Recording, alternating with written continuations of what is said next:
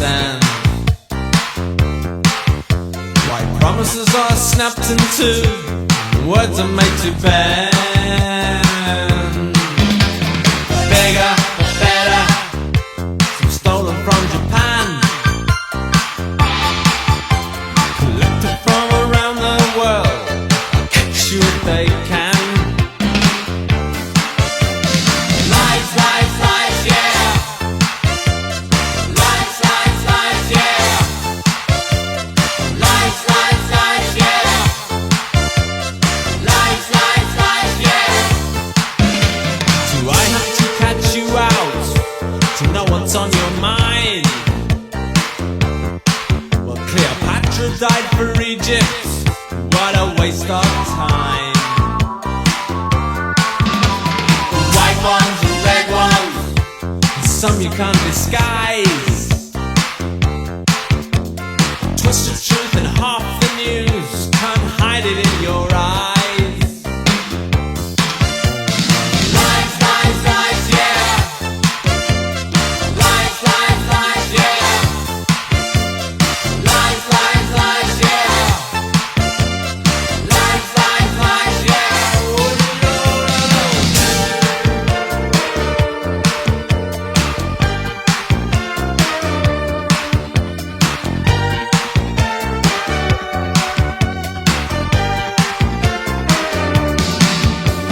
say you'll try harder, but I think it's just too late. Well, the car is revving in the drive, and I'm not the sort to wait. Bigger, better, some nick from old Saigon, collected from around the world. Love lies on and on and on and on and on. Lies, lies, lies, yeah. They're gonna get you. Lies, lies, lies, yeah. They won't forget you. Lies, lies, lies, yeah. They're gonna get you. Lies, lies, lies, yeah. Oh, no. Lies, lies, lies, yeah. Lies, lies, lies, yeah. Lies, lies, lies, yeah. Lies, lies, lies, yeah. Oh, no. Lies, lies, lies, yeah. Lies, lies, lies, yeah. Lies, lies, lies, yeah.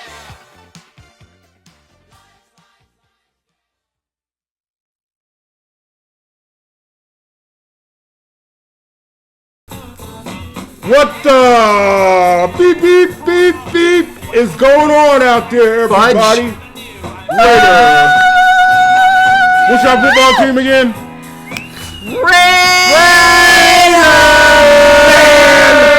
Radio with you in the house, doing what we do, powered by Gen X. It is RAIDER. Hello, Turkey. Rob. The beautiful black hole Steph. Yo! She is so beautiful. And Stonerdude Uncle 420. Thank you. Las Vegas, Thank Nevada you. is Thank where you. we are. Thank you. Kicking it big, living good, and preparing for the end of summer. As I it made gets ready it. to. I'm here today. You are here today. You are. Thank Why, you. You weren't going to be here? Well, you know, I was thinking about it, but No, lounging by the pool. yeah. You know, it's summertime. We're in Vegas. I'm hanging out by the pool at the pad with the chick on the side in the bikini. That's how you do it. Salute to that. And Raider Rob's like, hey, Stone, let's do a Raider Fan Radio. I'm like, do we have to? But we do have to. It's in our heart. It's in our blood. Like you say, it's in our DNA. And we are here tonight. Well, sorry, I apologize. Oh, go ahead. I bum rushed you. No, go Because ahead. before I was to go into any numbers, you had some public service announcements. Yeah, the opening riff right here, just to get everybody up to speed. Number one, thank you for watching. Always appreciate all of you. We know you're sending your comments in and trying to post them. Right now, there's some type of bot epidemic. We got a bot bot? attack going on. Been botted on the network here. And it's network-wide. With I Will Play, you can probably tell what this video is all about. That's right. Comment bots are out of control on everybody's channel. Now I have one video that has 15 different comment bots, and I only have like 103 views on the video. So I'm going to show that just as an example. Now, obviously I'm going to remove the comment bots, but I think it's really important that everybody's aware that YouTube is not getting rid of these comment bots. If I was to post these type of comments in my videos or link people to things inside of my comments or my videos, I know that my channel would get removed. I know that my video would get marked age restricted and it would be taken off, or I would have some serious issues obviously with YouTube about my content. So why is it not happening to them? Let me I watch a lot of podcasts and shows. Yeah, me too. And everyone's kind of complaining about it. Top podcasters, mid-level, independents, folks like us who's been in the game a long time, veterans of the game, watch this thing shift all the way going back to Ustream and all that. There are always kind of glitches and shit. Right. But what's been going on recently? With the broads and the bikinis and the fucking, I think you're special, keep doing what you're doing. I don't know anything about football. Do you like my tip? comment section, you can see this Zanya Nixon. I love that. Do you love me? Notice the video is only 9 minutes and 22 seconds long. It's just a random bot timestamp. Down a little bit farther, Quinn Peter. I like that. Below that, I am single. That's number 3. Right below that, nice. With all these bananas. That's number 4. You're talking about our comment section here? Yes, We're the always telling comment our listeners and viewers to comment, but we keep getting bot comments. Yeah, we keep getting Right. bot comments, and like We I had said, like 200 bot comments. yeah, it's network wide, and I don't know, why this is even happening. And it goes on and on and on. Danny S, fantastic, nice. Again, a really big timestamp with a bunch of bananas. Really nice. This is a new phenomenon. I mean, it was kind of gradually been, introduced. I know it was happening about 3-4 months ago. I started seeing it a little bit. But anyway, for all the people that listen to us, man, hit us at RaiderFanRadio@gmail. Send in your comment, okay, whatever it may be, and we'll read them on the air to kind of try to get around this.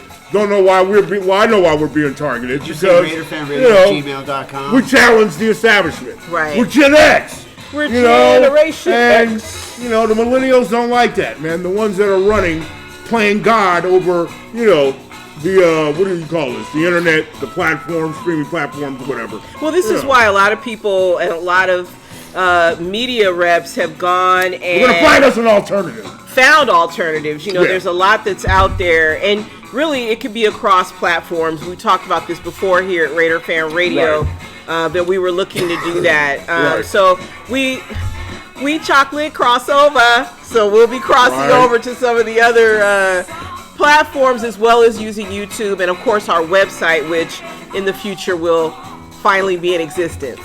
You would think, in this modern day of technology, especially the way they're digitizing the whole entire world now, and Right. trying to make us think that it's better to go that direction. It's really so they could just control everything. But ultimately, at least they'd be able to get rid of the bots.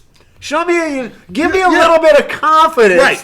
No spam, no bots, no bullshit. Right. If I've got a computer or if I got a YouTube or whatever, it should all be like idiot proof. You should Right. be able to weed out and have a secure 2024. line where no one can fuck with your shit. Where's the bot blocker? There's no bot We should have a blocker. bot blocker. I like There's that. fact checkers. Well, I'm glad you got on that. Because the Rolls-Royce executive, Ian, forgot his last name right now. I was going to talk about this a little later Mr. on. Royce? But you led right into it. He had been a long time designer and prominent designer for Rolls-Royce. He was killed in his countryside home in France a few weeks ago. Yeah, you but talked about the police suspect, and they've caught his killer, that he was tipped off because they were tipped off to his location because he had a collection of some rare Rolls-Royces that were Okay. gifts to him from the company. And they were able, these are, professional cyber thieves who go around, looking, there's rings of them, who go around scoping houses, through Google Maps and Right. shit like that. And so they were able to see a picture of his house where they suspected he lived at, and saw the cars in the driveway from the Google Street View and all that anyway. We're able to get the information. And so my thing is just, as we head to this election cycle, and, we'll be talking about that a little later on, but just in general, there needs to be something done about consumer protection. Oh. You know what I'm saying? That about again? protecting the privacy. But seriously, because between, Pop Smoke and PNB, Rock, and this guy here, Ian, the Rolls-Royce executive, and many others, a lot of stories, ex-husbands mad at their wives, find them on this shit and go kill them, that are all this. Like, there's got to be some protections. And, I'm calling for that when it comes to who, particularly if, a certain person gets in. There just needs to be a mandate, that is presented to Congress and to the federal government that they need to get more protections. They need to go back to the protections that they got rid of. I mean, if we just did that, we did all of this 20 years ago with Raider Fan Radio when it came to the FCC regulating different things. Well, now with Clear Channel and that coming in with the Bush administration in the early 2000s, right. They wiped out the consumer's ability to regulate. So there are no panels actually regulating anymore. Yet there are people that are technocrats that are deciding what you can see and can't see. So your privacy is in their hands. Your data is in their hands. So if they're going to sell your data and you end up with phone calls from bots, then you should be making money off of your own information. The bots are getting your data. Right, the bots got your data. Well, there needs to be some protections. There need to be some safeguards. It's all the time. This country, the Republicans always talking about guardrails. There need to be some guardrails. I think you're all living in a fantasy world because they're not protecting you. They don't want to look after your shit. They don't want to stop the bots. They want more bots. Yeah, this is what... They are the bots. They are the bots. They are the bots. He's like, don't look for anybody to protect you. It's over. There ain't nobody gonna come in the middle of the night and save you. Well, Dracula's coming, werewolves coming, Frankenstein's, all the monsters are coming, man. Ain't nobody's... So just enjoy yourself while you can today at Raider Fan Radio. Until then, though, wait, we still have a public service announcement, don't we? Yes, my public service announcement. You need some music for that. Who fucked up the music? I don't know. The bots! The bots are at it again. Music, man. What the heck is going on with this? That's it. I knew why I should have It's show 47. That's it. The bots are attacking. Goodbye. Stone's leaving. What's Bots. happening with this world? What about it? Anyway. I'm just kidding. I'm back. I wouldn't leave you. I'm sending a warning out to all of you men. Raider Fan Radio exclusive. Alpha hetero male. Just dudes. Okay? All right? Black, white, Latino, Asian, Islanders, Pacific and Black. Laotian, Arabs, Africans, Alaskans, Martians, whatever. Eskimos? Do not, Eskimos, yes, do not go to Houston, Texas, looking to have any sexual dalliances. Because, yes, air raid warning. Houston, Texas has a friggin' STD problem that is off the hook. Wait a minute. I have to interject. So in other words, they're having a lot of fun in Houston right now. The place to be is Houston, Texas. If you're into fire and feeling the fire. Well, they got shots and they got pills and they got all kinds of things. It's not the place to be. Okay.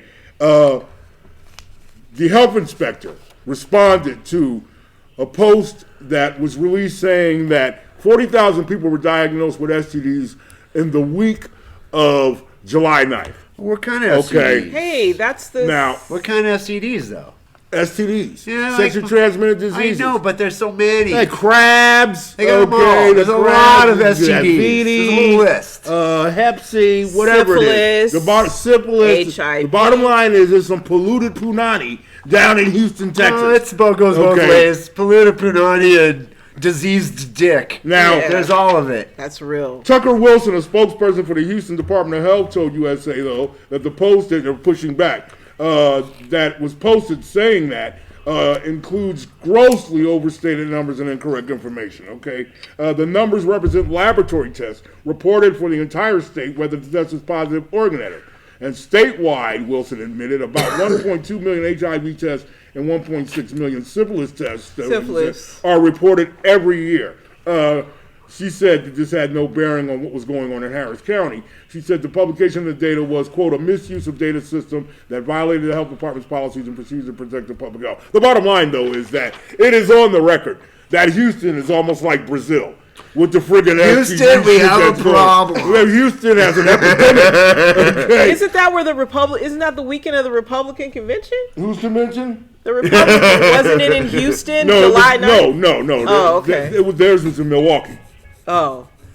I have a feeling most people right now watching this are on their way to Houston. No. I love Houston. No offense to Willie D and Scarface, the legacy of Bushwick Bill. I like Houston. Chameleonaire, Paul Wall, Archie, Dell, from there, George Foreman, Glenn Davis and the Astros back in the day, J.R. Richard, Texas Southern. I lived in Houston for a while. Shout out Timmons and Westheimer back in 1980. That's why you have such a concern. No, it's just I want to warn men, who might want to go down because women.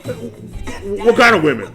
Women. What do you mean, what kind of women? First of all, kinds you're of warning us to men. Doesn't sound to me like it should be to everybody. It's the women that are down there with the STD. How is it the women down there with it? Because men carry fluids too. And the STDs are in fluids. But what I'm saying, this epidemic they have right now is being attributed to women. Oh, okay.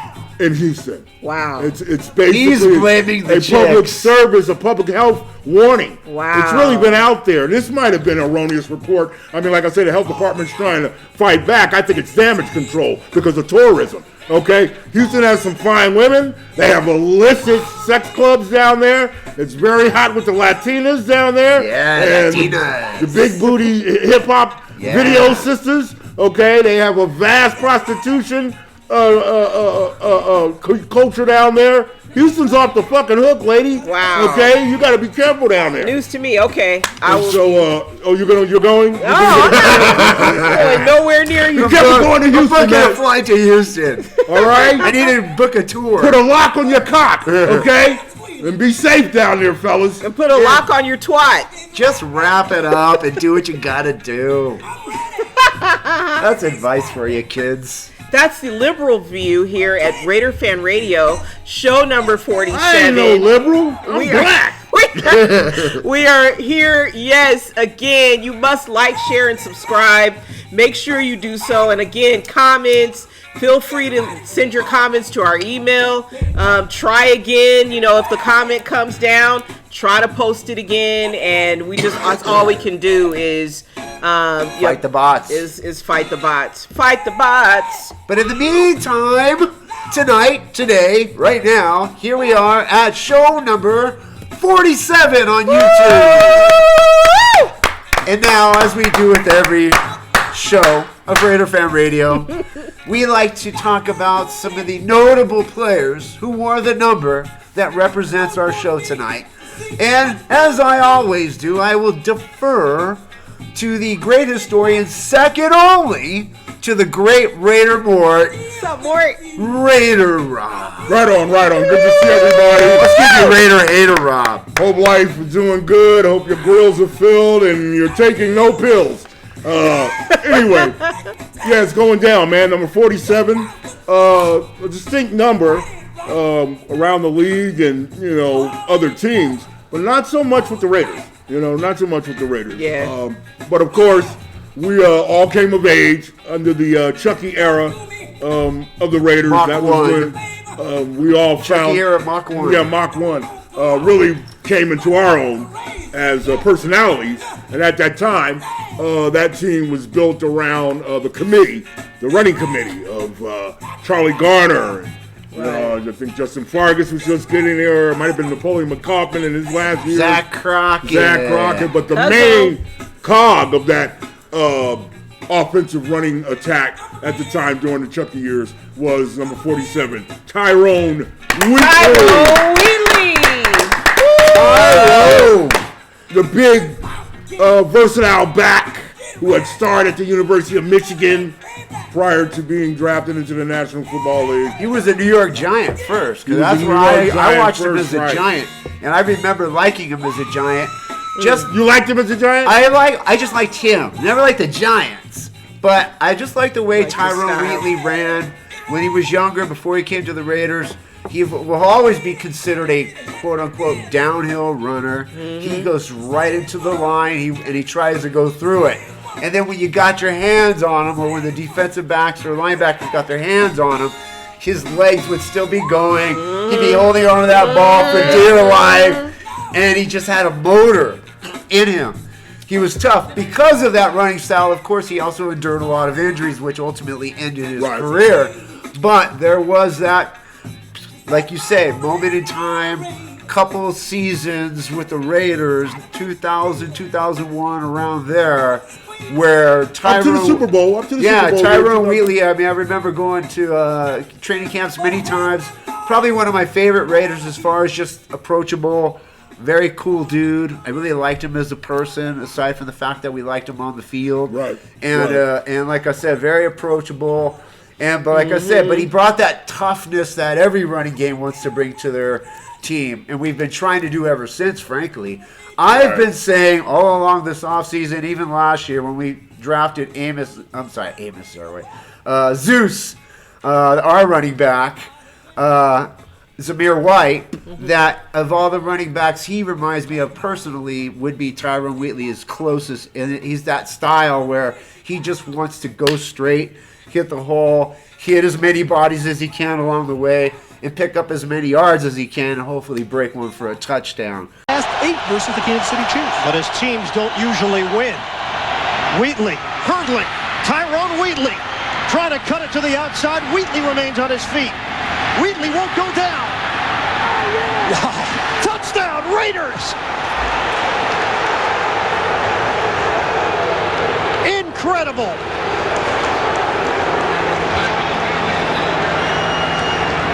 Of course, that remains to be seen.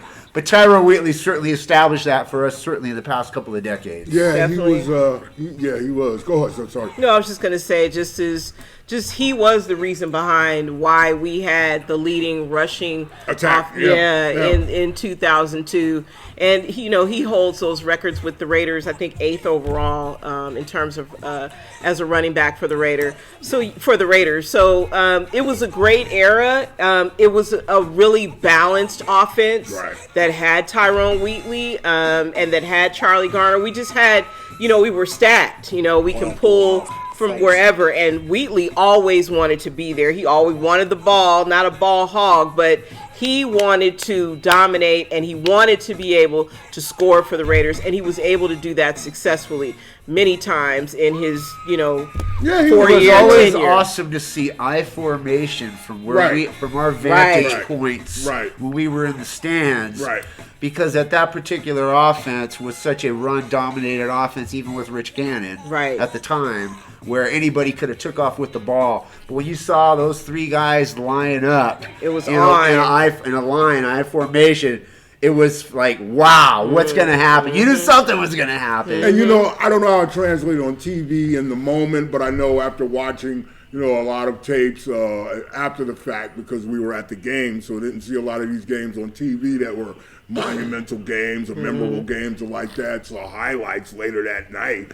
But after I got a chance to really watch him on film and what have you, and then the vantage point I was blessed to have for so many years in Section 105 in the Black Hole, seeing the game up close, seeing Wheatley up close. He was a lot more physical than it looked maybe on TV, and like what I said, from some games I've seen from that era after the fact.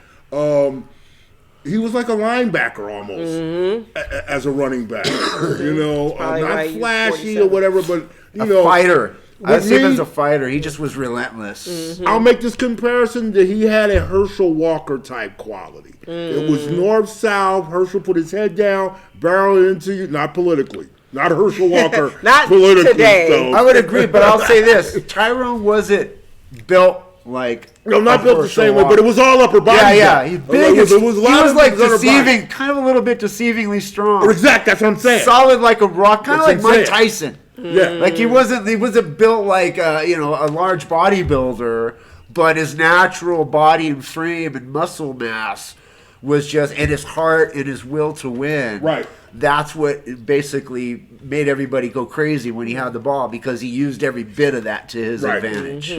Right. Yeah, Tyrone Wheatley, man. He was the boss. If you out there, Tyrone, we appreciate you, man. You were Wolverine, maize and blue, and then you were silver and black. So you've had the distinction for playing with two teams with very distinct colors in their uniform that are very noted globally there. Yes. Maize and blue and the silver and black. Okay, we're running out of material here. Speaking of silver and no, black. I'm just playing. The only other number 47 was Charles Phillips, and he's a DB from 75 to 79, and he did play on the Super Bowl team.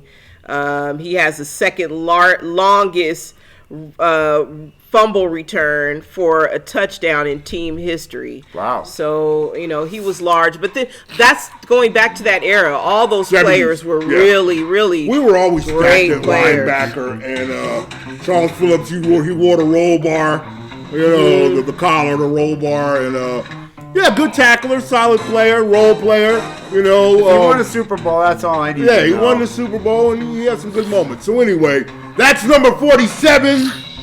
Our next show, of course, would be number 48. And if you got any 47s, you remember, but I doubt it. Put them on the board, man. Send them in to RaiderFanRadio@gmail. The Las Vegas Raiders.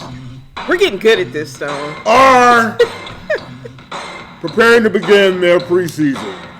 The 63rd in their history, or 64th, I think it might be. And, it's going down.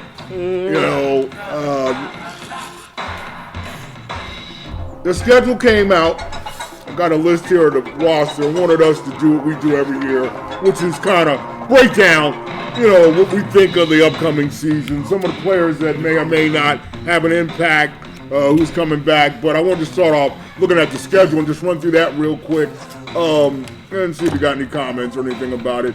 The 2024 season will kick off Saturday, August 10th, all right, at 4 o'clock in Minnesota against the Vikings. Exactly. Then You're talking about getting excited for preseason? No, I'm not trying to get excited. Just trying to talk football. Okay. All right. Since I really... Preseason football. Cowboys come in. Okay. August 17th, there'll be a lot of the hooting and hollering going on the strip, I'm sure. That's always because fun. Cowboy fans don't see it as But you got to be careful, though. Some of them might be from Houston. This is true, too. That's true, too. Bad Punani travels. This, you can get fired up for this no matter what, Friday, August 23rd, the San Francisco Santa Clara 49ers. That's right. So there are going to be a lot of those drunk-ass Santa Clarans walking around here. It's always fun to see what's going to happen when the Niner fans and the Raider fans get together. You just don't know. I myself have gone out into the streets and pleaded for peace and harmony, but unfortunately, I hope you got clubbed upside down. I did. Like a baby seal I for that did. shit. Don't try to make no peace with Niner fans. I did. They are what they are. Hey, okay. I am the executive producer of Raiderhead in Days of the Candlestick Park, starring Great Raider movie. Rob. Great movie. That we'll have to. The Niner week, when they do come here, we'll have to we'll reminisce on that one. Yeah. Do a little bit, maybe even get a few Put some people who clips were up. there Put some clips Right up. together. to contribute. We've to been the holding show. on to that movie because we wanted to put it on our website. So because our website and our web world has just been, dreaded since we've been pursuing it. Spotted. But we're going to do something with that. But it's a very special movie, and you'll love it. You'll love it. You really will. All right. Anyway, we jumped to regular season. Sunday, September 8th, we will be in Los Angeles, Inglewood, California to play the Chargers. The Los Okay. Angeles. Wait, that's the Los Angeles. San Diego The Chargers. San Diego of Chargers of There you Los go. Angeles, Yes. who will be returning there. I'm predicting it, I'm calling it, and I've got news on that too. All right? The Baltimore Ravens, we will be going out to see them Sunday, September 15th, and then Sunday, September 22nd, the season opens at home against the Carolina Panthers. The 29th, the Cleveland Browns come west, then the Broncos. Boo! We'll play them up the road in Denver October 6th. Sunday, October 13th, the Steelers come to town. The Steel Curtain and Russell Wilson or Josh Fields or whoever. Justin Fields. Justin Fields. The 20th of October, we play the Los Angeles Rams at SoFi Stadium, so we'll make another return to Inglewood, California. And when the Chiefs come to town, it's my birthday. yes, it is. Oh, literally. That's Sunday, right. October 27th. Happy birthday to future. Almost. Kansas City Chiefs will be in town. Then Sunday, November 3rd, we go to play the Cincinnati Bengals in Cincy. Bye week, November 10th. Then the Dolphins. We go to the Dolphins on the 17th. We go to Miami in November. Good luck What's with wrong with that. that? I'm predicting now it's going to be raining. Why? It's going to be a tropical monsoon. Yeah? I'm calling it. Write it Wait, down. wait, Where's my wait. pen? I'm calling this. Let me see that pen there. You're calling? Rob says there will be a monsoon. You're calling it? Yeah, write that down, dude. If this comes true, you guys know my record of calling it. All right, you're gonna have to call me biblical Raider. Rob. Fan Radio calls it. Rob says Today's the day. RaiderFanRadio exclusive. Mark your calendar. Monsoon. It's a monsoon. Who's gonna win? The Dolphins are gonna win. Oh, boo! What's the final score? I'm calling 10-6. 10-6 in a monsoon. In a monsoon, November 17th. All right. All right, everybody, keep that on your fucking calendar. Yeah. Put all Okay. your money on the bank on that one. Sunday, November 24th, Denver Broncos, Allegiant Stadium. Boo. Kansas City Chiefs the following week in Kansas City. Stoney, you going back to Kansas City? I'm gonna try to. That's Black Friday. Is it? Hey, Oh hey. my gosh. Hey. It's so like. It's your day. Anyway, Oh my gosh. Man, Steph. finally want to give us Leave a you day. out. Thanks. Yeah. We barely got a month. I'm Now we're- accepting now all we're getting a payments day. Yeah. on Black Friday. Talking about rollbacks. You around. get November. I'm sorry. Wait. The month of February. Oh, this right? is what What we does it get. sound like? And It you sounds get like the we're counting a day. You get the And we day get a after day. Thanksgiving. Right. As for everybody to That's the go day out after and go Thanksgiving. further in Oh, that's debt. the day after Thanksgiving. Yeah, Black Friday. Black Friday. Anyway, Sunday, December 8th, which I hope is another dark day. They'll be back to Florida. Now, this is After stupid. Cyber Monday. They got to fly back to Florida to go play the Tampa Bay Buccaneers. Okay, and then Monday the 16th, the Atlanta Falcons and Allegiant. December 22nd, somebody else's birthday, special day. Sad My boy soul. Trevor will be here. What? Wait. Oh my god. Wait, you need some special effects for angel lights. Right. Trevor's coming. The golden locks of Trevor Raider. Oh my blonde god. bomber Be is here coming. on my Raider birthday. Rob's crush. Oh my god. I may return, Raider Art. That may be the day. Return baby. for Trevor Raider. He's coming to the stadium that he's supposed to be silver and black in this year. It should be the first year of his free agent cut. Oh, Trevor In Raider. another universe, it's happening.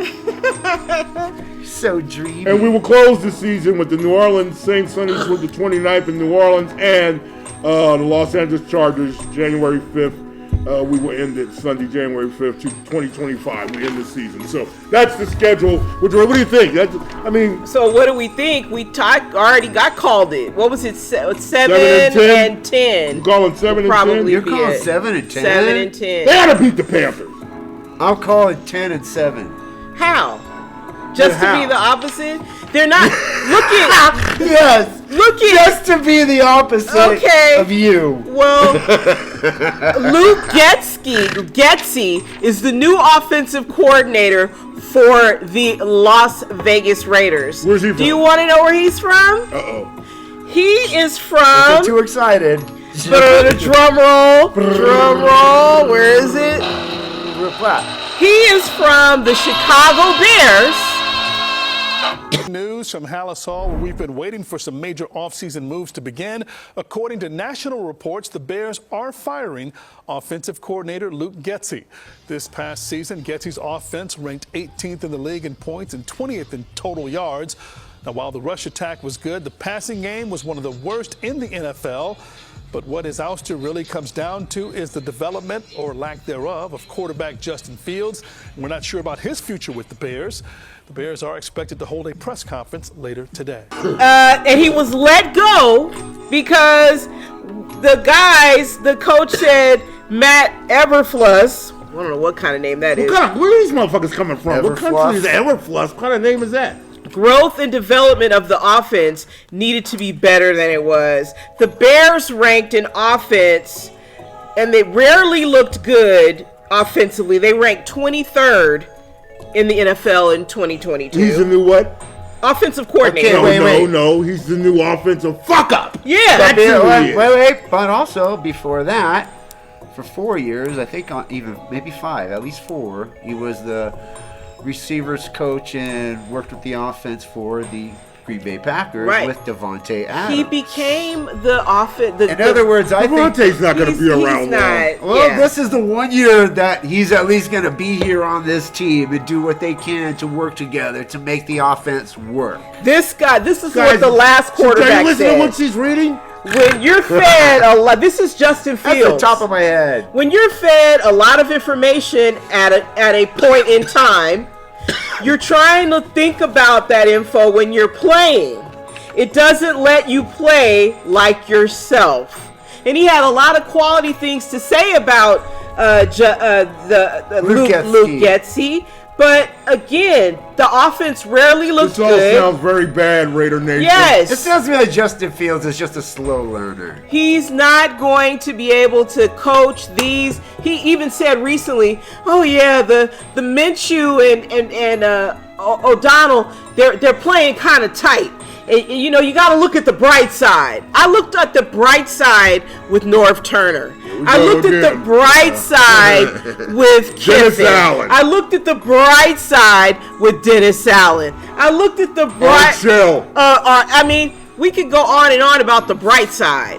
Okay, and I want you to get your shades on and get prepared to see Devontae not get the ball again this season and likely start asking for a trade. Then he'll be gone. Sound like a guy coming in with a complicated offense, one of these micromanaging motherfuckers. Right. I don't understand, and no one seems to understand yet. The Raiders and our tradition is to throw the ball down the field. You're not going to be shit until you learn to throw the ball down the field and recapture what is your DNA. We are a stretch offensive franchise. That's our culture. That is what our bread and butter is. You're not going to be anything without that.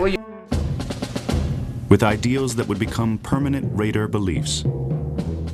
I had the advantage to be with Sid Gilman at San Diego, but I had certain philosophies of my own that had to become part of whatever I was to do. And that was, number one, what I call the vertical game.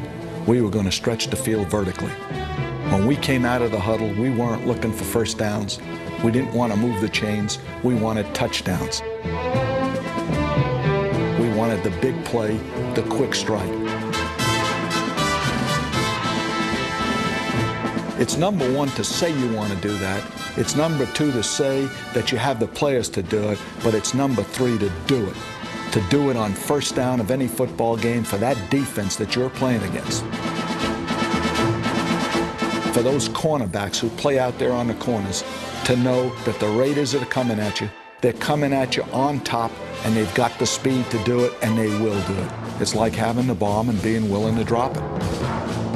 You have to. That's the only way you're going to win a Super Bowl, because that's what all the other great teams are doing. And we used to be one of the great teams that did it better than all those great teams. Right. What are you doing getting this guy? I don't know what the fuck they're doing. Well, they're not trying to win again. Yeah. You know, but Let's stay optimistic and look on the bright side. Oh, Training camp is around the corner. The Raiders play the first piece of the game on the 10th. And there's some guys out here. I want you to pick one. You guys, I gave you all a little roster. We'll go through he some gave of us homework. You gave me homework? I didn't even look at it. But we'll just look at some of the guys. We got some. I got to read all this right now. No. Hey, before we start this, yeah, go ahead. I just want to make it clear that that's my lighter that he's got. Oh, I'm sorry. I'm not going to steal this lighter, I promise. Okay, thank you. I'm just going to use it. You'll be here doing confessions again. Right, exactly. Okay, so pick a player, any player. Well, first we want to talk real quick about some of these players. Preseason is starting. You've got a lot of the Raider shows, other competing shows. All starting to do their previews and all that. So I want to do a lightweight preview myself. Okay. Lightweight. For us, remind people we do this here. For us lightweights. There you go. Yeah, whatever. Anyway, okay. So the Raiders, I guess, are going to be looking at either Aiden O'Connell or Gardner Minshew to be their quarterback. Okay, and that pretty much, it doesn't look promising, but I think it's going to be Aiden O'Connell. I was going to say the same thing. I think it's Aiden O'Connell, too. That's who I'm rolling with. Okay, I'm going to go ahead and join you on that and raise you that because that crazy psycho-looking picture that this guy likes to go around and smile like You're this. talking about Minshew? Yeah, that's Minshew. It's just like, dude, he reminds me of other crazy people. I seem to know a lot of crazy people, and they all kind of look the same. Okay. He's got that look for sure. So going into training camp, we've got, looks like 1, 2, 3, 4, 5, 6. 6 running backs completing for probably 2 or 3 spots. Who's going to be the guy? There'll be at least 3. Zamir White is going to be there, right, Stone? That's your guy? Yeah, it'll be the guy from the Vikings, Madison or Addison. Not necessarily. I mean, there could be a competition. This is an open competition. It sure is. There are so many nobodies and well, but I'll tell you this fucking roster. I like the kid. I like the rookie kid, Dylan Lobby. I like that guy. You like Dylan Lobby? All right, Dylan Lobby. That's someone that will be watching in the preseason. Okay. He'll be watching. Stone's watching Dylan Lobby. I'm going to put my money on Sincere McCormick because of his fucking name. I hope he's sincere. I hope he's just because of his name. I hope he sincerely wants to be a great running back. Makes the team. Yeah. I hope sincerely he's not a fuck up. And sincerely, he doesn't get caught speeding around Las Vegas. I don't think they're very sincere at all.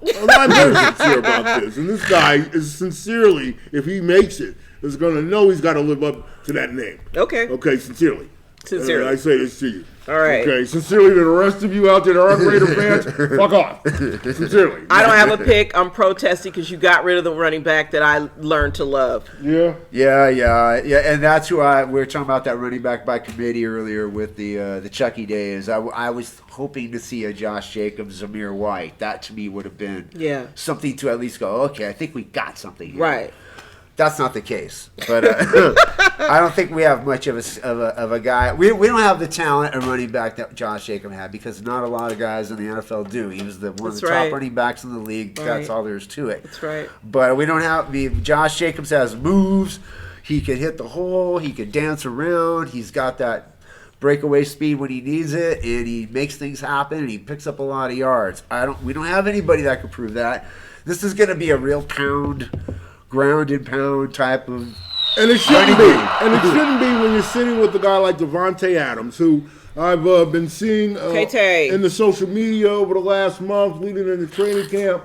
A lot of Raider fans ran into an old Raider friend of ours, Brian Money Montoya. He was on our draft show. He was on our draft show a couple years ago, but I ran into him recently, and he was like, the only thing I'm tripping on is this whole thing about rumors of Devontae being traded. And I'm also seeing Raider fans online expressing that same concern of Devontae possibly being traded. You should be very concerned. Of course. Of being traded? To the New York Jets. Yeah, this is something that's out there. And even Aaron Rodgers has intimated that he can't wait to play with Devontae Adams again.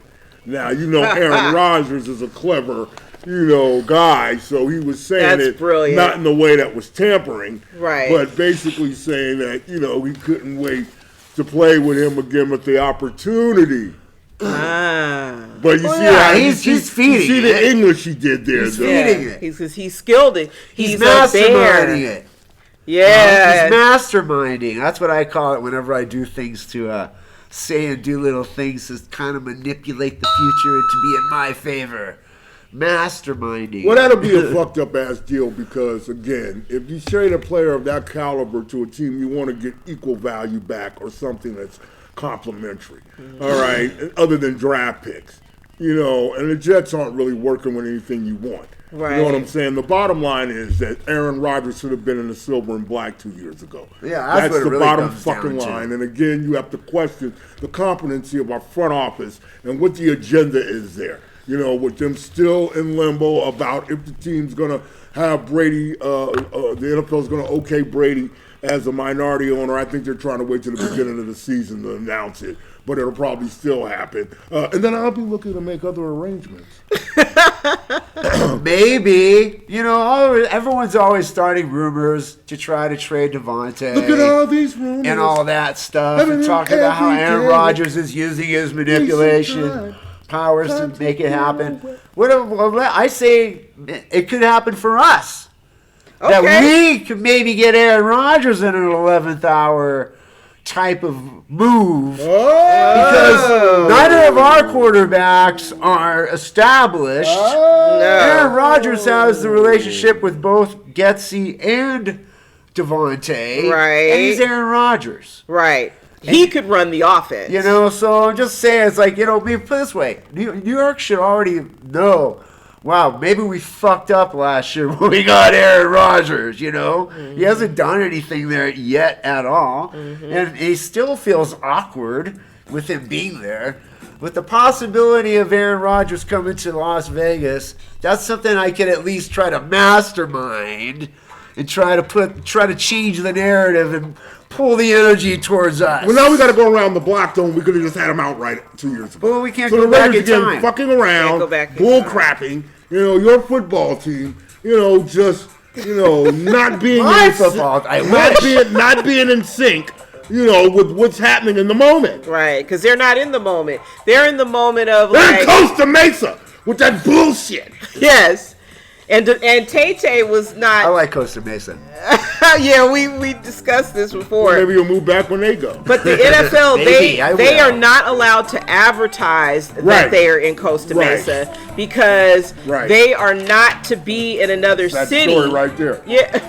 Right. No, they're not. Go for it. No, I mean, no. That Mark Davis told ESPN, that the Los Angeles Rams and the Chargers are well within the rights to try to block, which they did, those haters, the block the Raiders from marketing. And that I think it's great. Territory. Yeah. Well, it's bullshit because the Raiders already have an established identity in Southern California that still flourishes. Right. And so why couldn't they be able to market their shit? I mean, I can't believe it. I'm sitting there. But anyway. But the Chargers and the Rams are like saying they're doing everything they can on a political level to try to squash it. Well, yeah. Just like our political system. So Mark Davis told ESPN, that's how they do it. That's what we're having, Kim. But the Chargers and Rams have the ability to block us from promoting. It's fine. It would be nice if all the fans could be there. But whatever. Like I said, the Chargers and Rams have the ability. So anyway, they couldn't agree on who the idea was, but apparently it was Antonio Pierce's idea. Oh, of course. And Mark Davis signed off. Well, I knew that. I said that a couple of shows ago. He wanted to go home. But that's great. It plays into my realignment.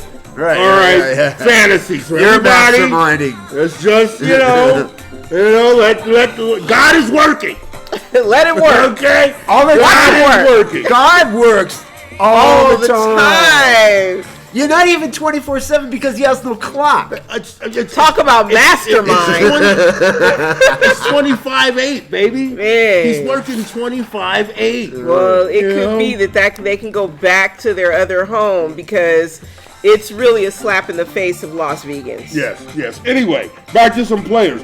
Keelan Dawson's back. This is the wide receiver crew. Don't be excited and about Devontae that. Adams. Okay, you got that guy, Jeff Foreman, whoever that is. Dietrich Griffin. Jacoby Myers and Trey Tucker about the only two that we really know. And maybe DJ Turner.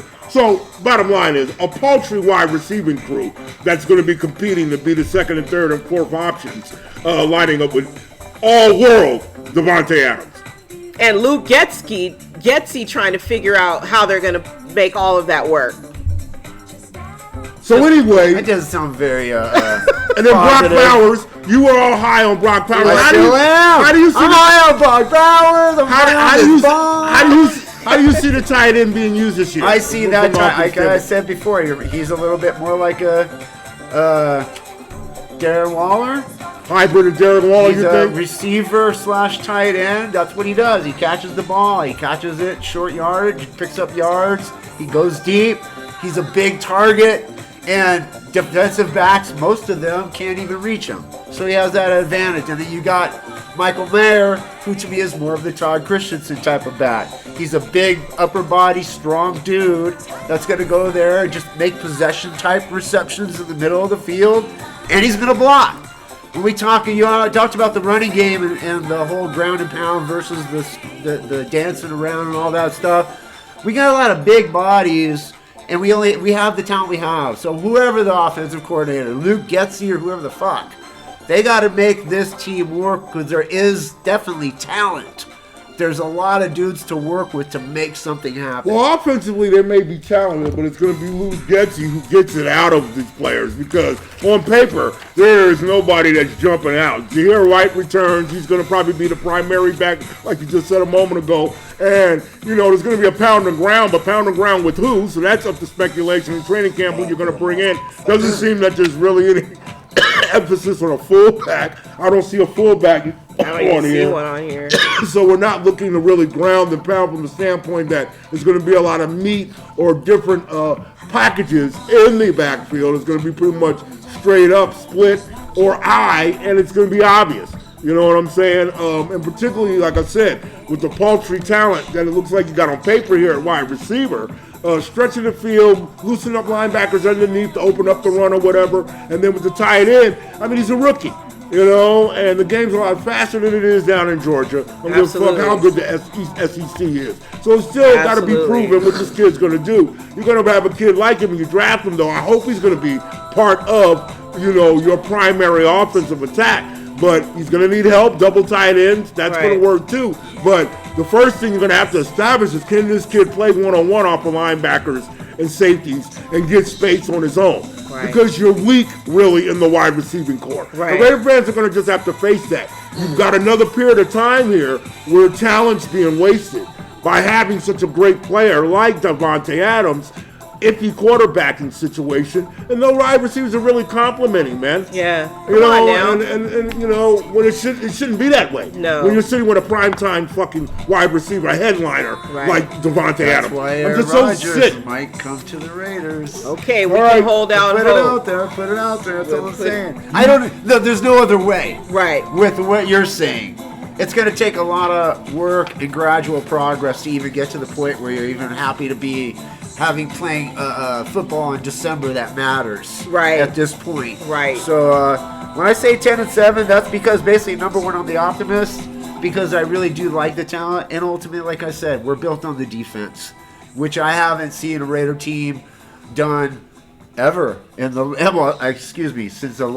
many years, decades, the decades. I mean, as far as the past 20, 25 years. Right. We had one little spout there with Warren Sapp and Derek Burgess and Namdi where they had a great year and all that. But the team has not been built on the defense.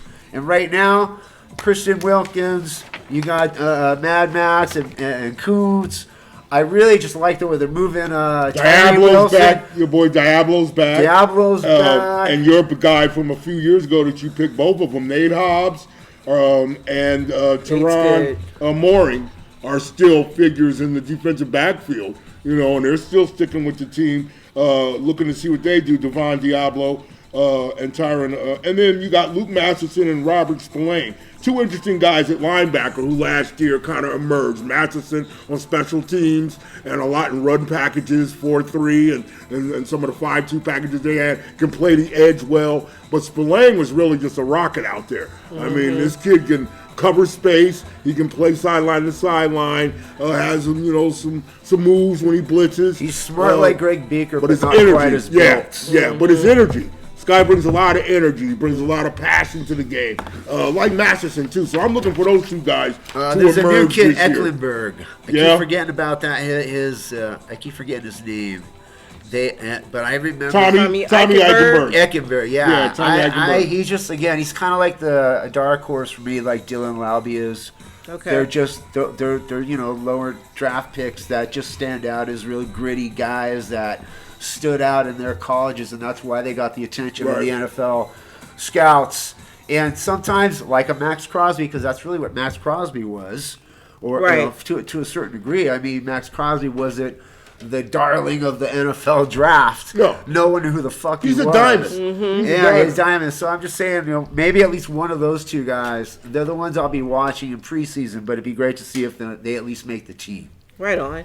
I mean, I see the promise with the defense in terms of the younger players that are now, the more of the leaders on the defense, and they were really a team. They worked well together. They didn't get a chance to totally break out last year because they were overworked. Right. There isn't enough.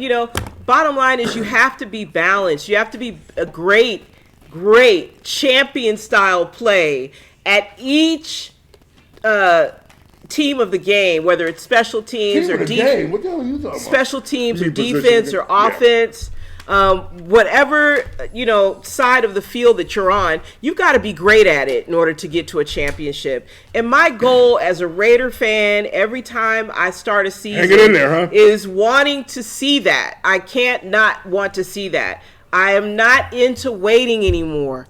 I'm kind of out of time like Mr. Davis was. I'm going to live a lot longer. But I need to see something, better. And, so I'm all for promise, but you have to have a great coach for when you have young players that, are not experienced. And you have to have clear thinking and a clear, concise plan. Teams like the Detroit Lions last year, there's a couple other teams that come to mind as far as that just somehow they'll come out and shock you, even though everyone expects you to do shitty or be not one of the better teams in the league. Yeah.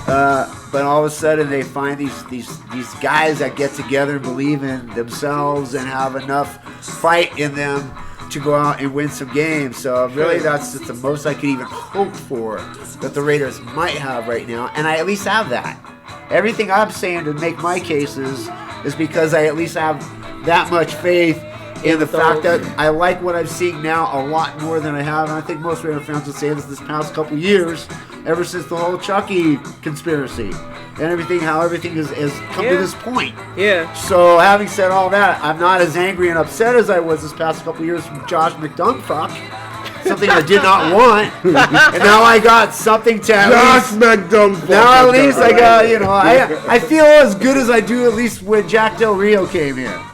Right. I can't say that they're going to go and win the Super Bowl and beat every great team in the NFL right now, but I can at least say, all right, there's a bunch of dudes on there that are Raiders, and they're buying. I don't know what the rest of the world's buying into, but I at least feel the players are buying into the Raiders as far as what's now expected of them. Okay. So that's enough for me right now, at least till the preseason starts. All right. And the games start. And the season starts. Well, like I said, I'm going to keep my eye on Sincere McCormick, and I'm looking throughout the season to see the defense really improve in takeaways, be a lot more of an aggressive defense. More from Trayvon Merrick. You got Tyree Wilson, the draft pick from last year, see if he gets worked in, is able to work something with a book ending with him and Max, like you said, Malcolm Kuntz. But I'm looking for Tyrone Mooring and Nate Hobbs and Diablo Divine to really be the ones that emerge this year, along with Spillane and Matheson. Someone like their coach, Patrick Graham, knows. I mean, he got all the offers for head coaches, or at least possibilities after last year's performance with the defense and the improvement. This is going to be a very big stone-stepping marquee year for him. Stone-stepping? We're stone-stepping! He's moving on to the next rock after this. he's going to move. One day the Raiders aren't going to be able to keep him because he's going to get an offer he can't refuse. Right. So I'm just saying that his career, his reputation's on the line just as much as the rest of them right now. Well, Jamarcus Russell's reputation is definitely on the line. Who? Jamarcus, Jadum. Where'd you find that motherfucker at? Man, I found him live on ESPN talking about the former number 1 draft pick, Jamarcus Russell. Number 1 overall. Was fired as a coach and faces a lawsuit for stealing a $74,000 check meant as a donation to the school. What? Yes. Wow. And this is his alma mater. He really hasn't learned anything over the years, has he? Williamson High School. And he was rich while he wasn't learning. Right. Oh, God. Wow. That's the thing that fucks me up with mugs like him. And yeah, I kind of had seen that story. Is that you burned down in the NFL. You got paid. You got your guaranteed money. Right. And you're what, 30-something now? That was only what? Jamarcus is what, 10 years ago maybe? Mm-hmm. A little more, and but you're around there, a little 12, bit more. You're broke already? Yeah, a little bit more. You went through all that money. Like, you left rich. Yeah. You didn't have to break into houses like Ryan Lee for, you weren't a fucking gambler like Art Schlichtler. He won that. You won that. You fucking got over on the Oakland Raiders, man. Got over on and us. didn't have nothing to show for it. Yep. And you're fucking out here robbing elementary schools, wherever. Your old high school that you went to. Sorry ass. Fat, somebody gave you bloated ass bust. You know. I will never forgive Al Davis. You're a cocksucker, man. For drafting that Jamarcus. dude. Yeah. I wanted Adrian Peterson that year. Just suckies. Period. You know. Just. I thought y'all was eating. Right. Remember when you and your cousins told me and Junebug and the bodyguard when we were sitting outside the Coliseum that day, after the game, and I screamed at your motherfucking ass that you was a fucking bum, you were in your Rolls-Royce, sorry fat motherfucker, and then you stopped, and your I almost said it, I almost went Trump. Your little niglet cousins screamed back at me, talking about, we eating though. We eating, you a fat ass. He said that? Wait. Jamarcus said that to you? Yes. We eating. Yeah, it's in the book. It's in the book, which is almost done, folks. Well, it is done. That's a great interaction. Raider Rob and Jamarcus. Oh, yeah, it's in the book. Well, it wasn't just me, but yeah, it was. I was the one. It is niglets. Is that what you're gonna put in the book? Is that like a quote? I might go back and put that in there now because I didn't describe them as that in the book. I described them as something else. Funny description. Was this before or after lean when he was caught drinking? This was after the lean. Wow. This was in his last year. Wow. When in the mid-season he got pulled or sat out or something. Right, they sat his ass down. That shit. It was that game. I was there for that game. Yes, I watched it. I was waiting. Fucking nothing worse than being a Raider fan and knowing that your quarterback sucks. Right. Knowing that your head coach is the fucking nightmare and having to literally sit on the sideline and wait and wait and wait for somebody to just fucking pull the plug. Right. You know? Right. And it's gonna happen. You know it's gonna happen, but they make you wait. It was so contentious. The tension. It was. That all us Raider fans, on the edge. Everyone seeing that nothing's happening with this guy. Number one overall. Cut the loss. It's over. There's nothing going to happen here. Right. Yeah. And the booing him and all of that. they And booed him off the oh field. my God. It was They just, put him so bad he's stealing from high schools. You feel me? He still hears the boo. He's traumatized, man. All right. 2 more Raider points real quick. The Air Force unveiled Not quick enough. a new nuclear stealth bomber. Oh, all right, and We need more of those. Right. Yeah, That's where your money is. Yes. America. What Can't have enough of those. What makes this one special? It is the now Christian, the B-21 Raider. So a new war machine has been named after. We'll pop this up on So the when screen. they drop the bomb, does it go red? That looks exactly like It is. Stone. That's the Raider from Battlestar Galactica. Yes. Yeah. It looks like it. Like the Cylon. Yeah. That's the sideline. Exactly. Wow. We're living in the age. Wow. Live it up. Still AI, everybody. the sick. Okay. Yep. Okay. I've been wanting to get to this story for a minute now. All right. Okay, so let me jump on this real quick. It's Raider Rob Investigative Reports. Okay, I'm back with another installment of catching a man fucking over the man. Okay, that man would be me. Okay, as y'all know, our last episode, I reiterated that along with a consulting firm at the time that was into stadium development and placing business in stadiums and, brainstorming and doing my visionary thing, a proposal was made that ended up being the catalyst for why the Las Vegas professional football team is here in Las Vegas. Okay, more than an 11. But anyway, in that vein, with this little silent battle I've had with the powers that be of the National Football League and with the media too, not adequately wanting to tell the truth about the origins of certain things, this is another one.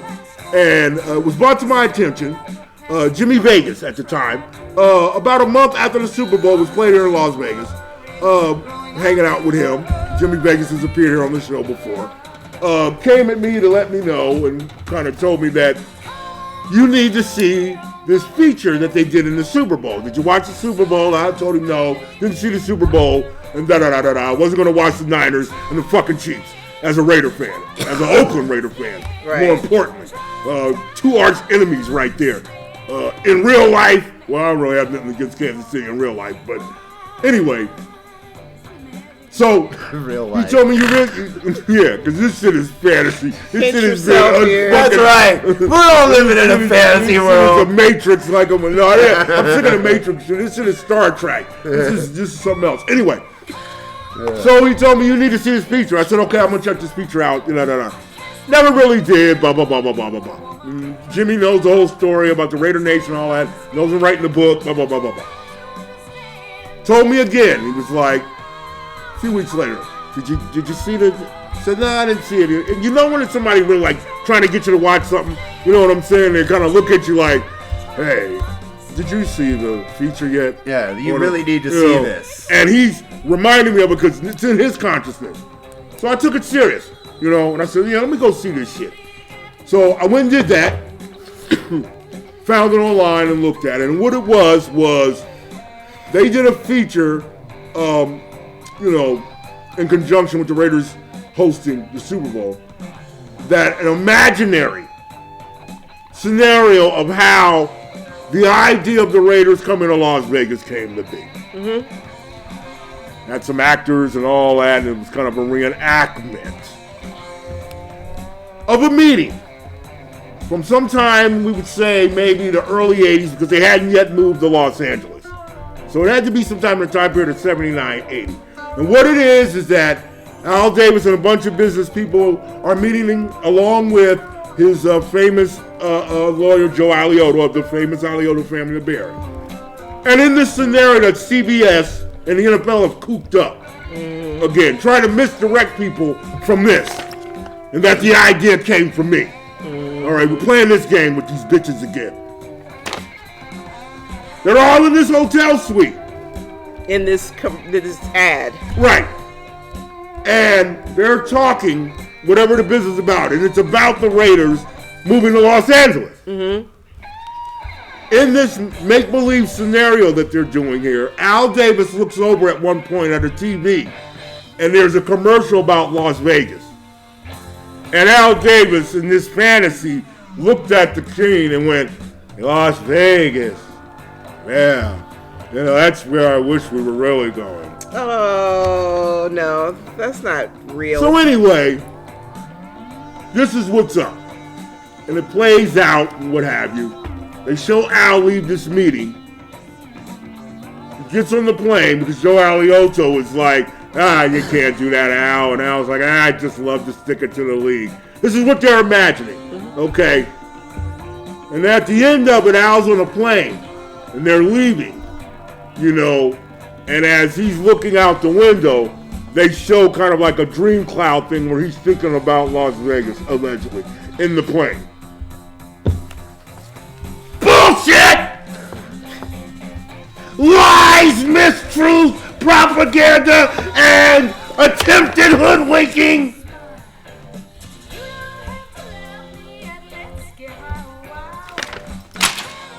So sick of this shit with you motherfuckers. What do you want his thoughts? What did I ever do to you? You stole from me. Okay, Chico? You stole from me. And you got this vengeance where you're running around here making up these fucking stories. You gotta put a production together. That costs money. You gotta get a director. Yeah. Open this fantastical fucking lie that Al Davis sat in this meeting and looked over at a TV set and saw a commercial for Las Vegas and said, wow, that's where, we should be moving.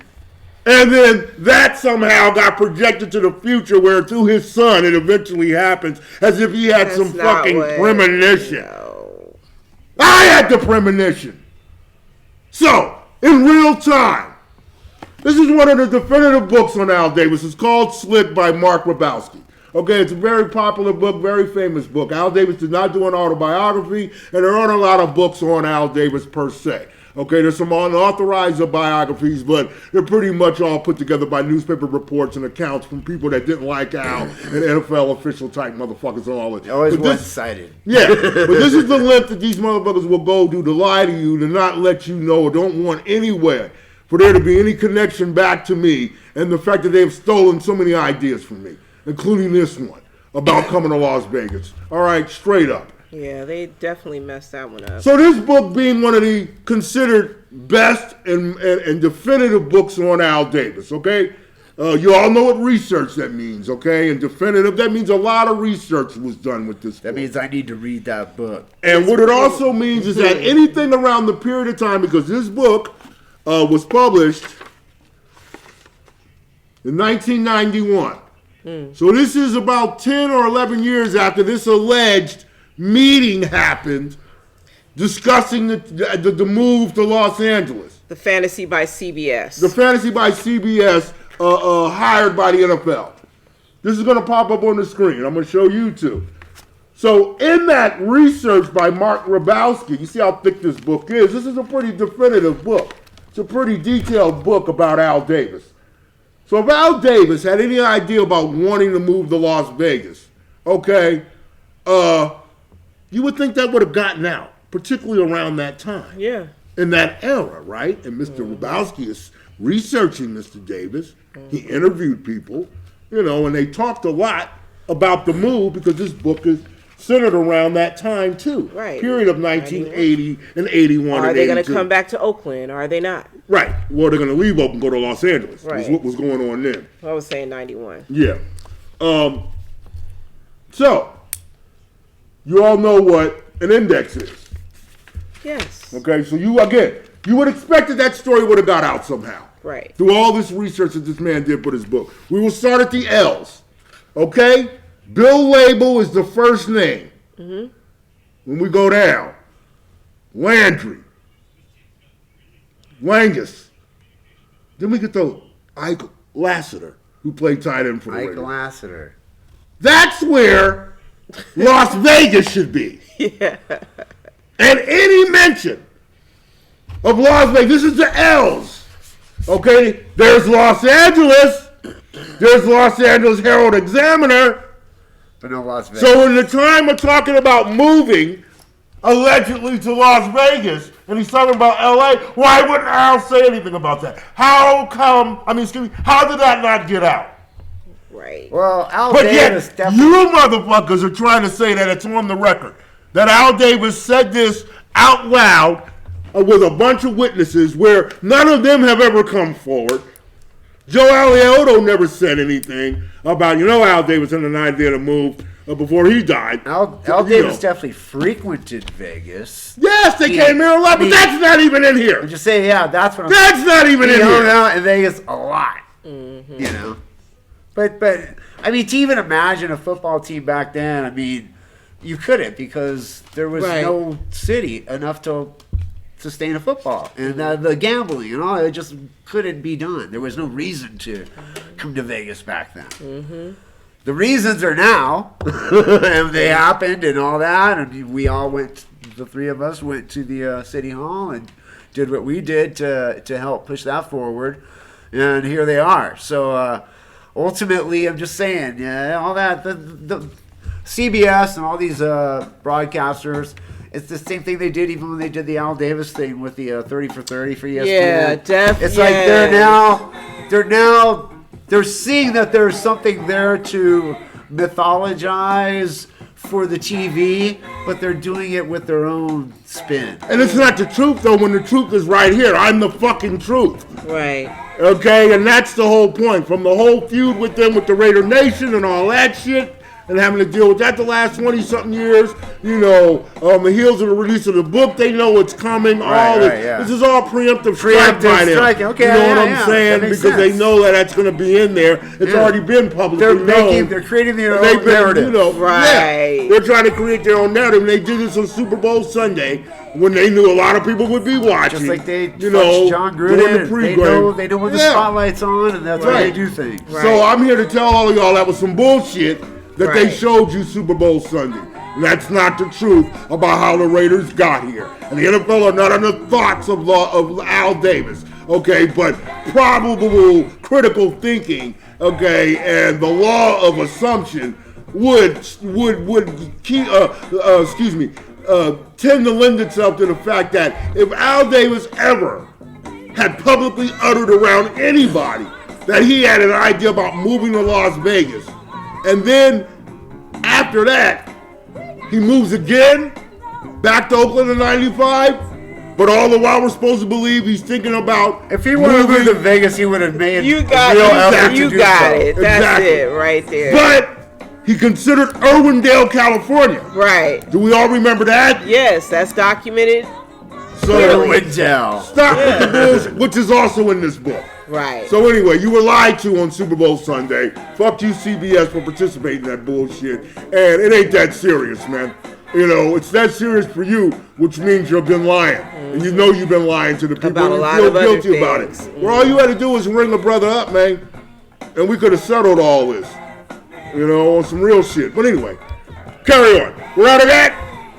And we're on to the next thing. What do we got? What time is it? It's time to go, man. It's time to go. Animals are out there attacking everybody. Animals are out there, like I've been saying for 2 years. I gave a clarion call warning 2 years ago to tell you that the animals wanted the earth back, okay? And they are out there doing what they do, all right? In the Mediterranean a couple of weeks ago, okay? Villa Moura, Portugal, all right? Some killer whales, a group of them, about 5, oh, no. all right? Sank a yacht, okay? And one of the witnesses, okay, who was there, Robert Powell, says they knew what they were doing. Wow. Of course they knew. Right? That's what he sensed, brainiac that he is, out in the Mediterranean with his 39-foot Bonhomme William boat. Animals are going to take the world back. Yes, they're taking the world back. Okay. Newsflash, they were here before us. Had another attack. Just saying. Up in Yellowstone with a bison attacking a carload of tourists. Another bison? And ripping the living shit out that movie. That'll probably pop up here in a minute here. And he went to town with their asses. Okay.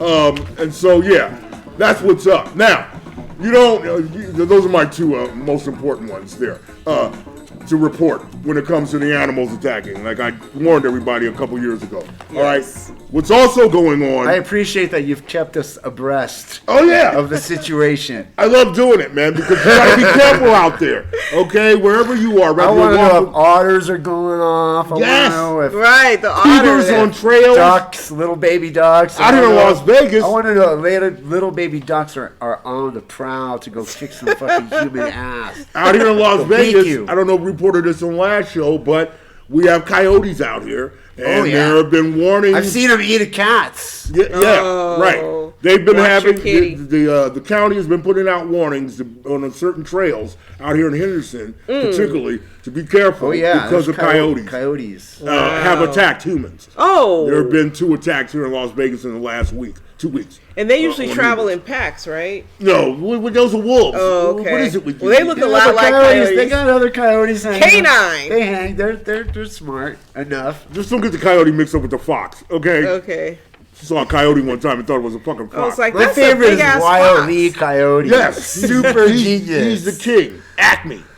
Buy some cheap ass Acme, but that's like going to Walmart and getting all your shit. That's what Acme was like. It was like Walmart. Wile E. Coyote would have loved Walmart. What did the E stand for? You get ladders. You can get big giant bombs with fuses. You can get it all. Yeah. I forget what the E stood, but what does the E stand for? Well, no, it's Wile E. Coyote. Oh, Wile E. Like he's Wiley. So Oh, it's he's kind of like- like Yeah, well, but Wile they E. spelled it Right. Wile E. Coyote, but it's Wiley. Got you. You know, Wiley. He's what? like got IP Freely. Yeah. That's the initials. Anyway, okay, really be careful off the coast of Brazil. I'm going to Google that. Okay, you got to be careful out there off the coast of Brazil when it Okay. comes to shark attacks. Shark attacks are up in California. Good thing you They're tell up me, on the so I was coast going to of go there Florida. tomorrow, but I might change my In mind. the Gulf of Mexico, okay? But Brazil, please be careful off the coast of Brazil if you're down there because the fucking sharks there are not only attacking people, they're high the motherfucker. They're banging. Because wild sharks off the coast of Brazil are testing positive for cocaine, scientists say. Oh. According to the study entitled Cocaine Shark and published in the journal Sciência of Todo Environmente, okay, scientists dissected the bodies of 13 sharp-nosed sharks who were caught in fishermen nets off the north beach of Rio de Janeiro. All 13 tested positive for the drug. Well, I told you, my favorite, the best movie of 2023 was Cocaine Bear. Oh, I still haven't seen that. Great movie, and I think it, because I knew it was going to be a groundbreaking moment where it's going to start a new trend. And all the animals are doing cocaine. Wow. Sharks. The concentration found in these Rio sharks was 100 times higher than had been found in other marine animals throughout this study. Oh, they really like coke, man. These fucking sharks, they out here high off some motherfucking cocaine, man. Every time you do coke, man. And there's no way to rationalize with them at all. No. It was dumped? How did Imagine a seal trying to go, there's a seal down there going, hey, please don't eat me, mister. And the fucking shark eyes hella big. Motherfucker, you better give me something. You got any dolphin around this motherfucker? Anything. Anything. And the fucking seal, I don't everything. I don't know. Whatever, please. You're high, aren't you? Yeah, motherfucker. Yeah. Yeah. Dun, dun, dun, dun, dun, dun, dun, dun, dun. High the motherfucker. High ass shark. And the water ain't even diluting the coke or nothing. 100 times. What are they How much cocaine does a shark have to ingest to be 100 times higher than what is in the average? A lot. Yeah. That's a lot of That's coke. a lot of coke. There's a movie coming out called Cocaine Werewolf, too. Oh, shoot. Yeah. This is the year of cocaine, man. So Cocaine Shark will be the next movie. It's a big thing right now. Be careful out there taking cocaine because it's being cut with fentanyl, man. Just, be careful out there. Anyway, real quick, fuck off to the Oakland Athletics who are threatening to move to Las Vegas. I just want to say this real quick. They have began to do impact studies here in the area related to the feasibility of coming here and about the support with the team. And they want non-disclosure agreements signed by the Locust Focus Group. It's like, fuck you, man. You know what I'm saying? You want me to sign an NDA? Yeah, because I don't want you saying anything about how they're already into censorship. They cut off the comments on Twitter when everybody was letting them know how they felt about them Cut off the moving comments here. on YouTube, too. They're Yeah. botting it. Yeah, You they're know? botting it. There's a lot of botting this shit going on around this motherfucker. All right, we got to get ready to roll out of here. Politricks is in effect. What, since we've been gone, has happened to the upheaval in the political arena? Joe Biden stepped down. Somebody we both know personally, Kamala Harris, has been exalted, made $250 million in fucking 48 hours last week. By the time this gets up in the next few days, who knows what will have turned by then, but she's getting rallies. She's already been attacking Orange Felon 45, really just, reaming in his ass, giving him the business. He was shot. Shadow of a doubt. You can't, this is all totally 100% stage, and that's my job. That's what I do. So here we go. We're going to hear this guy fire, and he's going to go down saying he got the bullet. And you know, that's a little bit old, that chart. That chart's a couple of months old, and if you want to really see something that's said, take a look at what happened. Down. Okay? 3 shots came from this gun. No bullets went into that direction. Let's play it again. And you know, that's a little bit old, that chart. That chart's a couple of months old, and if you want to really see something that's said, take a look at what happened. That's 1. You see the gun move? That's 1 bullet. There's 2. And 3. You saw the gun move 3 times. And Trump is down. So the sound of the bullets came from this sniper. And there's no way in hell the other sniper killed Trump. Do you know why? Because this guy supposedly just killed this guy who was the sniper that supposedly was trying to shoot Trump. It's all sleight of hand. Do you understand? They know the dum-dums won't figure these things out. That's how they got the sound of the shots and everybody ducking. It's all staged. But it's clear as a ringy-ding-ding, this guy didn't shoot at Trump. Why? Because all the shots that came at Trump as he fell, where did it come from? Well, I just showed you, didn't I? It came from this guy's gun. You see the guy shoot 3 times, you see the gun flinch 3 times, and you've seen him come down. Did you hear any other bullets come from the other direction? No, you can't. Why? Because this guy supposedly just shot him. Let's do it one more time. And you know, that's a little bit old, that chart. That chart's a couple of months old, and if you want to really see something that's said, take a look at what happened. 1, 2, 3. And where's Trump? He's down! And he's down. You understand that? There's no way in hell Trump got shot, and there's no bullets that went into that direction. It's all misdirection and hocus pocus. They'll bring the actors in later. There's one bystander that got shot, and they placed him after the fact on the ground, and that's all they did. Now let's take a closer look at Trump. Okay, when you prick your ear, if people don't believe me, just prick your ear, any part of the ear. The blood will come out of that ear like you hit an artery. Do you understand that? Ears bleed. All the blood that rushes to your head, it pours out of the ears. You want to get rid of your blood quickly? Just cut your ear. Just nick it. And you will lose all the blood in your body within minutes unless you cover it up. Here it is. Let me zoom it in. Okay. You see this? Now, 1 drop of blood came out of this ear and went down his lobe and dropped on his shirt. This is a gunshot wound. There's no way a bullet could have whizzed by him without going through the ear. You understand? This doesn't make any sense. And this is a paintbrush going on his face. They do that in Hollywood all the time. But ears bleed. And if he got shot, that blood should be all over his white collar. Not 1 speck of blood. Not 1 speck. It's not bleeding. And this is after the fact that they're walking him out. It's not dripping. Okay?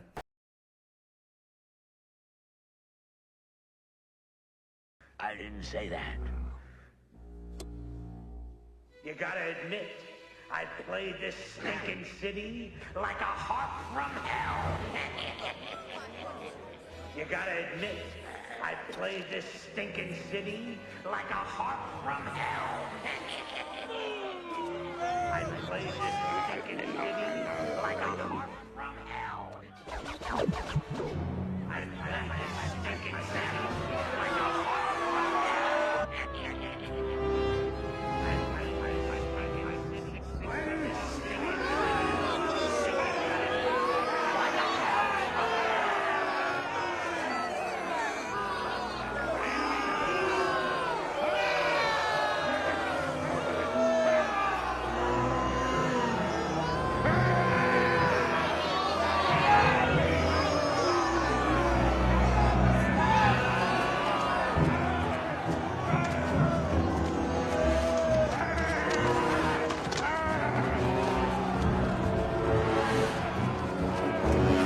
You know, and you all know that by the time you see this, that would be old news. Stone already said he forgot. He didn't really. Stone just doesn't want to talk about it. But yeah, I'm only focused in pushing the And Robert Kennedy Jr. A good devil. He's getting zero attention from the mainstream media. Everybody wants to hold him down. Mm-hmm. His family, people say that his family doesn't even support him. Well, it's because they're part of the family that are part of the other families that are running everything right now. Of course, they're not going to support him.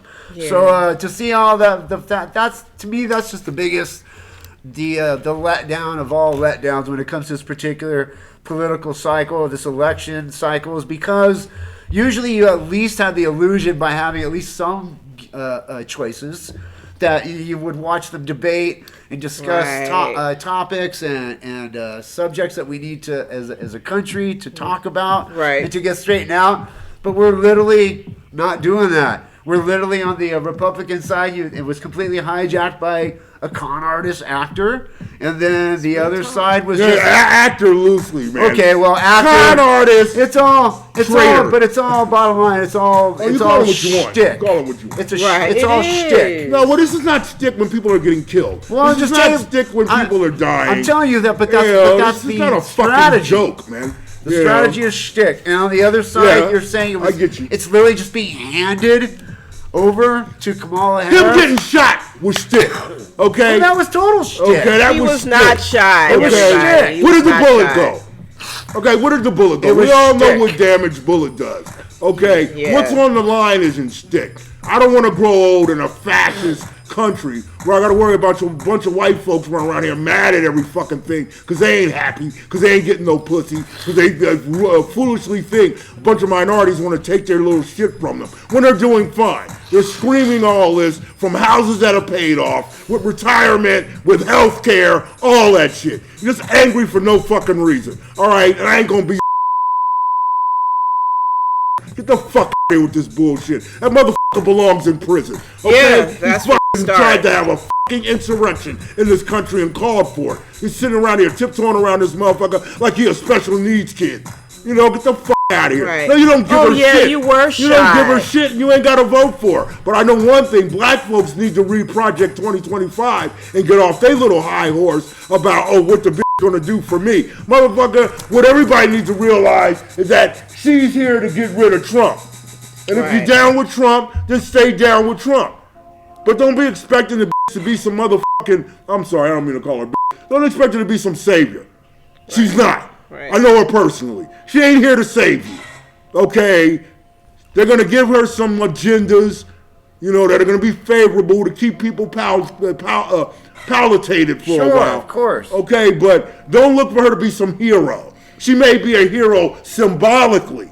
Okay, but they're not giving nobody anything. She still has to get the votes. And he could still rig it. And that's driving even more to my point. Yeah. Is that's what we're being force fed. Mm-hmm. That is our choices. Right. That's in a nation filled with geniuses, great public speakers, people who actually have or connection with other people out there, are people at the top will not let them speak.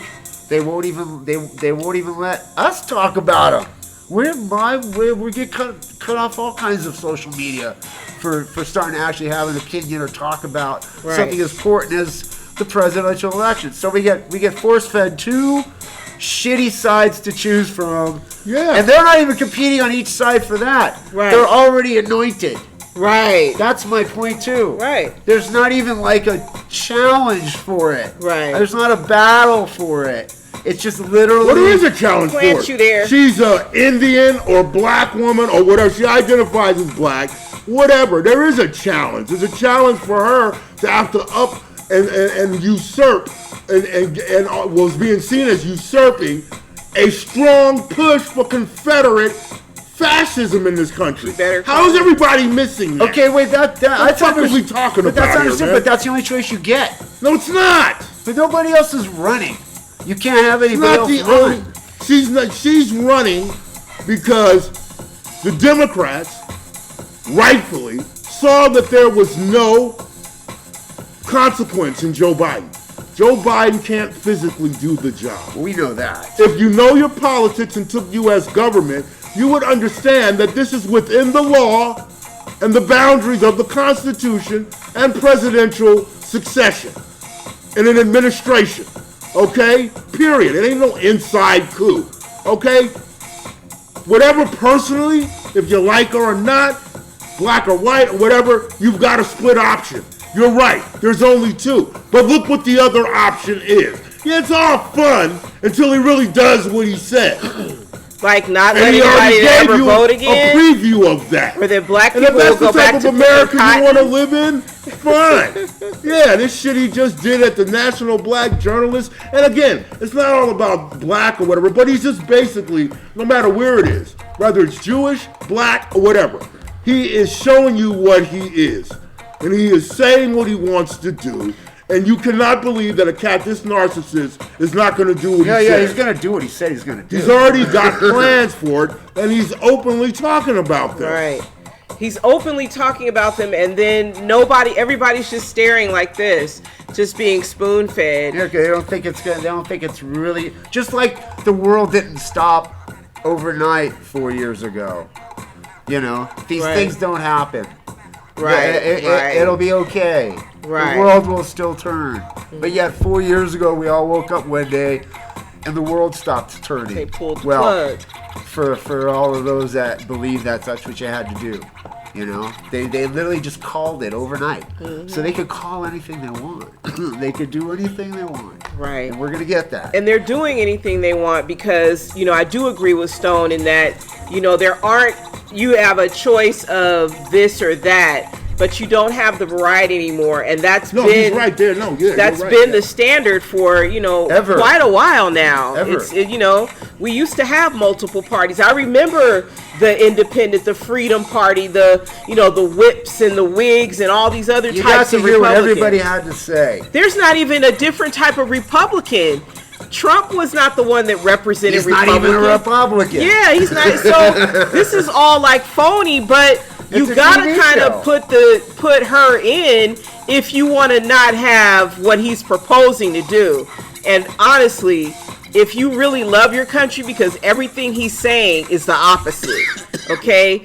And the people that are the 80 million that are down with him, they're the opposite. You do not love your country if you love and worship this man. I've seen people crying when he gave a lying speech talking about there was blood all over my neck. There was blood all over my hand. I was shot. And by the grace of God, then people, dude, you were not shot. Okay? I'd like to, you were not shot. Because if you were really shot, you would not be walking around without a bandage at this point. Okay, bullets don't ricochet off of humans. Is he Superman? I mean, it would that's what they're thinking. It'd be a noticeable. They got this new magic Star Trek surgery, and they zap it, and and then he's healed because nobody heals like him. That's right. Who am I thinking? He's the best healer there is. Right, Bigly. Right, he's the bigliest. On that note, I gotta get the out of here. So do I. Wrap it up. Wrap it up, Steph. Oh, put it on me. Free the bitch, everybody. Thank you so much for tuning into Raider Fan Radio, show number 47. We want your comments, your likes, your subscribes, all of that right here at Raider Fan Radio. Make sure you stay tuned for 48 and basically stay conscious, stay awake, pay attention. You know, not just be woke, but be alive and start feeling again. Become a human again. Start fucking again. People are upset because there's not enough sex happening. Right. In Houston, and you give them a bunch of shit about it. Huh? I said they're doing it in Houston, and you get all riled up. They're doing it in polluted waters, though, pal. We're not trying to spread bacteria and diseases. We're all a little polluted. Don't spread love. Don't spread pollution. Don't be a dirty bird, okay? And we'll see you next time right here at Raider Fan Radio. Later, Raider.